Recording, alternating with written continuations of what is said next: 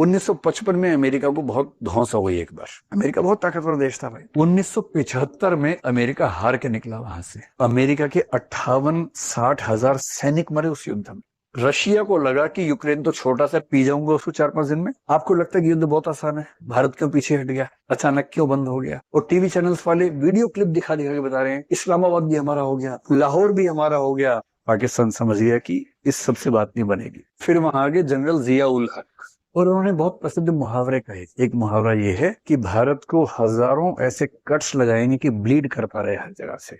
1971 में इतनी करारी हार होने के बाद पाकिस्तान समझ गया कि इस सबसे बात नहीं बनेगी। फिर वहां आगे जनरल जिया उल हक, लगभग 10-11 साल तक वहां के शासक रहे। पाकिस्तान के इस्लामीकरण में सबसे बड़ी भूमिका उनकी थी, और उन्होंने बहुत प्रसिद्ध मुहावरे कहे। एक मुहावरा ये है कि भारत को हजारों ऐसे कट्स लगाएंगे कि ब्लीड करता रहे हर जगह से। अब स्ट्रेटेजी बदल गई, अब युद्ध नहीं करना है, अब वूंड्स देने हैं, कट लगाने हैं, घाव करने हैं।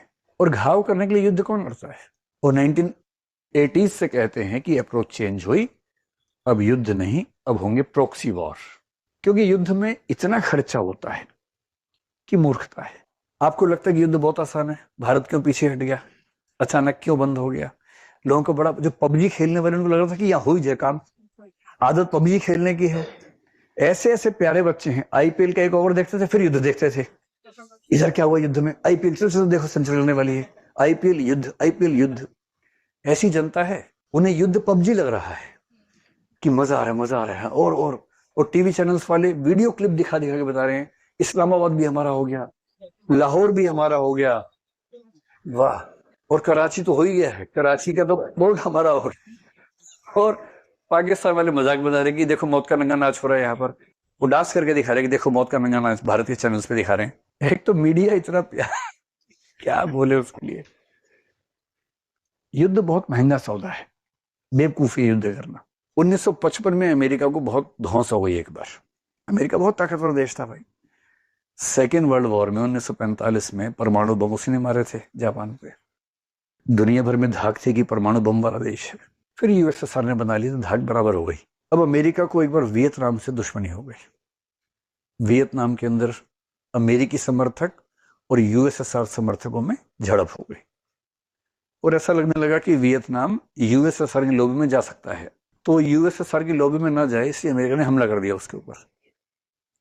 1955 में हमला किया ये सोच के कि वियतनाम छोटा सा देश तो है। 1975 में अमेरिका हार के निकला वहां से। दुनिया का सबसे ताकतवर देश 20 साल तक वियतनाम से लड़ता रहा, अंत में हार के निकला। क्योंकि दुनिया कह रही है अमेरिका वियतनाम युद्ध, पर पर्दे के पीछे वियतनाम नहीं यूएसएसआर है। अब अमेरिका क्या करे? अमेरिका के 58-60 हजार सैनिक मरे उस युद्ध में। पूरे अमेरिका में विरोध हो गया सरकारों का कि इसलिए तो हमारे बच्चे नहीं है कि आप वहां जाके मरवाओगे उनको। भाई ये होती है युद्धों की कीमत। रशिया को लगा कि यूक्रेन तो छोटा सा, पी जाऊंगा उसको 4-5 दिन में। 2022 की बात है ना, 2022 में फरवरी महीने में यूक्रेन पे चढ़ गया। अब इंटरेस्टिंग बात, मेरे एक रिश्तेदार, बहुत नजदीकी रिश्तेदार, यूक्रेन की राजधानी में रहते थे उस समय, कीव में। युद्ध हुआ तो बोले कि सच में हो रहा है कि मजाक चल रहा है? मैंने कहा भाई तो सच में रहा है, पुतिन का भरोसा नहीं। तो बोले हम निकल जाएं। मैंने निकल ही जाओ। तो थोड़ा उन्होंने देर की, कुछ लोग आ गए कुछ नहीं है। तो फिर भारत सरकार ने जब ऑपरेशन चलाया ना, फिर उसमें वो आए। तो मुझसे एक बार बात चल रही थी मजाक में कि सामान वामान तो कैसे ला पाएंगे। मैंने कहा सामान मत लाइए, 1-आध महीने की बात है, वापस जाएंगे आप। बस ये कि आपके एड्रेस के अंत में यूक्रेन नहीं रशिया लिखा होगा, इतना ही अंतर है। बस की भी रहेगा, कॉलोनी वॉलोनी सब वही रहेगी, अंत में रशिया लिखा होगा, इतना ही अंतर है। 1-आध महीने की बात है, छुट्टी भारत में मना लीजिए, फिर अपने नए देश में चले जाना। मेरा अनुमान था 1-आध महीने में निपट ही जाएगा। भाई रूस के पास 5000 न्यूक्लियर वेपन्स हैं, इसके पास क्या, यूक्रेन के पास? नाटो का मेंबर भी नहीं बन पाया था अब तक। तो मैंने भी अपनी कॉमन सेंस सोचा कि 1 महीना मैक्सिमम। 3.5 साल हो चुके हैं, युद्ध खत्म नहीं हो रहा, और लोग कह रहे हैं कुछ भी कहो ज़ेलेंस्की में दम तो बहुत है, अकेला भिड़ गया है। यही है ना ज़ेलेंस्की, कि ज़ेलेंस्की में दम तो बहुत है, अकेला भिड़ गया ट्रंप के साथ, मानना पड़ेगा। अकेला नहीं है, उसको पता है कि मेरे पीछे पूरा यूरोप बैठा हुआ है। ये युद्ध रूस और यूक्रेन का नहीं है। रूस और नेटो का है। अब अमेरिका पीछे हट रहा है तो रूस और यूरोप का युद्ध है, पूरा वेस्टर्न यूरोप। वरना 3.5 साल तक जितना खर्चा हुआ है, इतना खर्चा यूक्रेन सोच भी नहीं सकता करने का। तो जो युद्ध आपको दिखता है ना कि ये तो भारत पाकिस्तान युद्ध है, ऐसा नहीं होता है।